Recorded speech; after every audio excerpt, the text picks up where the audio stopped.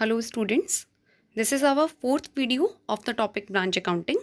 In our last three videos, we have already completed the fundamental concept of branch accounting.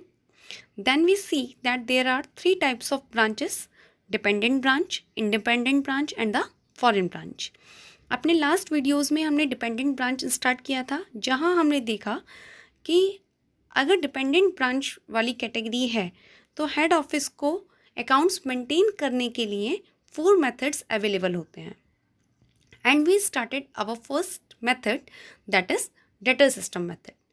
जब हम debtor system method करते हैं, there we find 2 cases.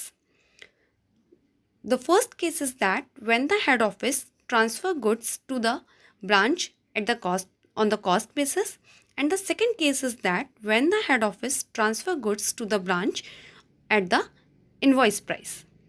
Last video में हमने अपना invoice price वाला topic start किया था and I have told you that what adjustment entries are to be prepared if the goods are transferred at the invoice price. Today in this video, we will learn that how to calculate this adjustment value. Okay. Now, when I was talking about adjustment value, the first question that comes into our mind is what is adjustment value? So, here you are going to be seeing that the adjustment value is the difference between the invoice price, that is selling price, and the cost price is known as adjustment value. तो adjustment value simply आपका क्या है, difference between your selling price and the cost price.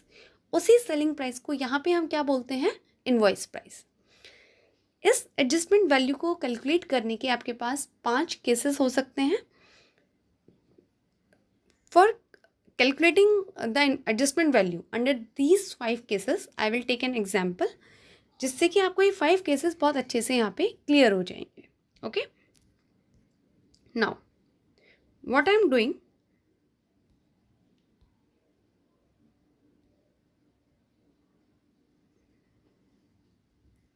I am assuming that cost price is equals to 100, percentage of profit on cost price is equals to 25. Okay. ये मैं एक simple एक example लेके चल रही हूँ जिससे कि आप इस टॉपिक को अच्छे से समझ पाएँ. तो मैंने क्या एज्यूम करा है कि कॉस्ट प्राइस कितना है 100 और percentage of profit on cost कितना है 25. ओके. अगर कॉस्ट मेरा 100 हो गया और प्रॉफिट अगर मेरा 25 है कॉस्ट का, तो मेरी इनवॉइस प्राइस कितना हो जाएगा मेरा, that will be equals to 125. यानी सेलिंग प्राइस कितना हो जाएगा 125. और इसी सेलिंग प्राइस को हम यहाँ पे क्या कहते हैं, इनवॉइस प्राइस. क्लियर. बहुत ही फंडामेंटल कॉन्सेप्ट है जो कि आप अपनी इनिशियल क्लासेस में भी पढ़ के आते हैं कि cost price plus profit equals to selling price. अच्छा, वन मोर थिंग, अगर मैं आपसे पूछूं कि percentage of profit on selling कितना हुआ या percentage of profit on invoice कितना होगा, तो यू विल टेल मी कि मैम हम कितना प्रॉफिट अर्न कर रहे हैं 25, जो हमारी इनवॉइस प्राइस कितनी है 125, और इसको सॉल्व करके हम क्या निकाल लेते हैं, percentage of profit on invoice, जो कि आपका कितना आ जाएगा 20 rupees. Clear.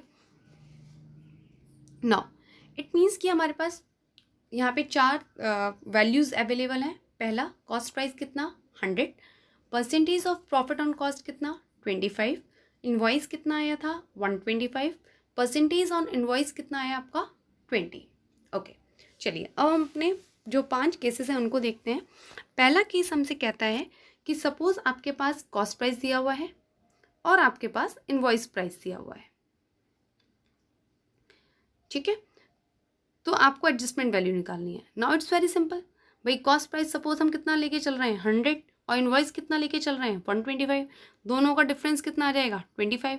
That will equals to your adjustment value.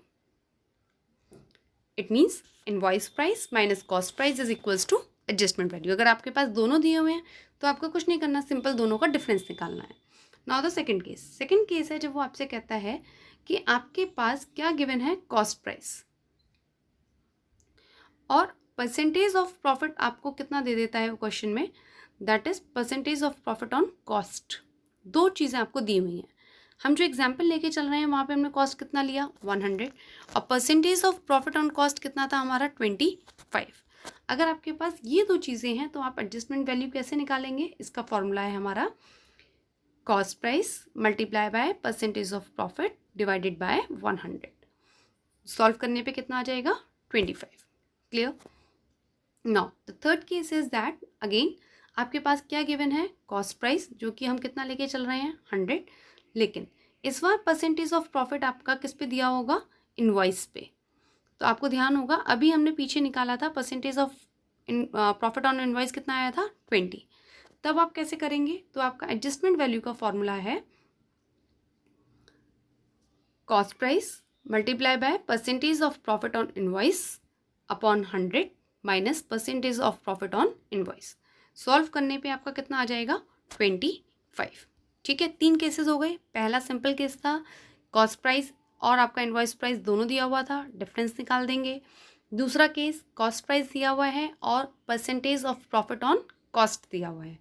तीसरा केस अगेन कॉस्ट प्राइस दिया हुआ है और percentage of profit on invoice दिया हुआ है। Okay, now the fourth case जब उसने आपको क्या दिया हुआ होता है इनवॉइस प्राइस। ठीक है, इनवॉइस प्राइस हमारे एग्जाम्पल में कितना आया था 125 और वो आपसे कहता है percentage of profit on cost जो कि हमारा कितना है 25 जो हम अज्यूम करके चल रहे हैं। क्लियर। तो आपका एडजस्टमेंट वैल्यू का यहाँ पे निकालने का फॉर्मूला वो कहता है आपसे invoice price multiply by percentage of profit on cost upon 100 plus percentage of profit on cost. Solve करोगे अगेन कितना आ जाएगा 25। क्लियर।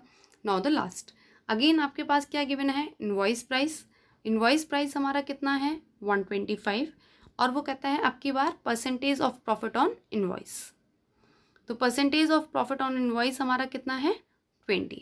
ठीक है, तो आप कैसे करोगे एडजस्टमेंट वैल्यू आपका क्या होगा, वो कहता है आपसे invoice price multiply by percentage of profit on invoice divided by 100। Solve करके कितना आ जाएगा 25।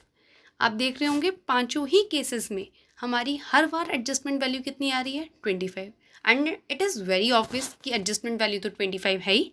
भाई जो हम एग्जाम्पल लेके चल रहे थे सिंपल जो हमने एग्जाम्पल लिया था कि हमारी कॉस्ट कितनी थी 100, इनवॉइस कितनी आ गई थी, अगर हमने percentage of profit on cost लिया था 25 तो इनवॉइस कितना आ गया था 125।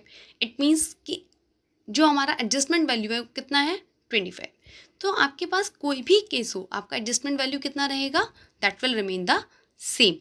नाउ क्योंकि ये मैं एग्जाम्पल लेके चल रही हूँ आपको सिर्फ एक्सप्लेन करने के लिए, rest it depends upon the values given in the question. Clear. देखिए यही 5 केसेस इसने यहाँ पे कहे हैं। पहला है इनवॉइस प्राइस और कॉस्ट प्राइस दोनों दिया हुआ है तो आपसे कहता है in this case the difference. Clear. तो आप क्या निकाल लोगे डिफरेंस निकाल लोगे इनवॉइस और कॉस्ट का।